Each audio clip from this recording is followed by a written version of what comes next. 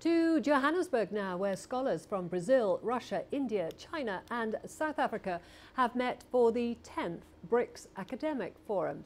They're looking to tackle the socio-economic challenges facing the group. In South Africa, these range from Cape Town water shortages to protests against the new minimum wage. CGTN's Angelo Coppola has more. Traditionally, the host country dictates the agenda for the 4 days of conversation. This time it was South Africa's turn. There were 5 broad-based themes aimed at tackling the country's issues. South Africa is not a poor country. South Africa is an unjust country. The issue is, how do we create avenues for redistribution and redressing inequality? The point of having a think tank is to help us think about the appropriate ways through which we should be intervening to achieve what we are talking about. I think the biggest learning has to do with 3 elements. First, mutual knowledge. The second, expertise. And the third, cooperation. I think around these 3 elements, you can develop many ideas.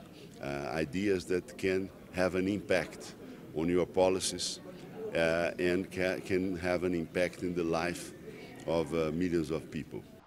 One of the areas the academics worked on was on developing a tool that could more accurately track women's development in BRICS countries. Countries, especially China, in the past years have made a lot of efforts in promoting women's interests and rights by formulating laws, regulations and policy measures, and we have effectively promoted the women's employment, education and their engagement in social activities.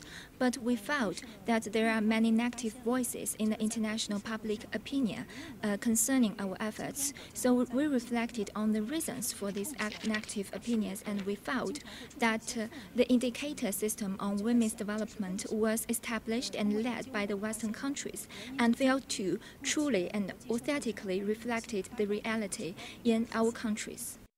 For participants in this BRICS Academic Forum, it was about finding out-of-the-box solutions to the challenges facing the member countries. We have to be more ambitious in addressing the issues related to BRICS and come up with recommendations, even if some of them may not be very practical for the time being. BRICS is all about synergies, and the academics have got together to try and find synergies between themselves and the business sector. Let's see if it works out. I'm Angelo Coppola for CGTN in Sandton, South Africa.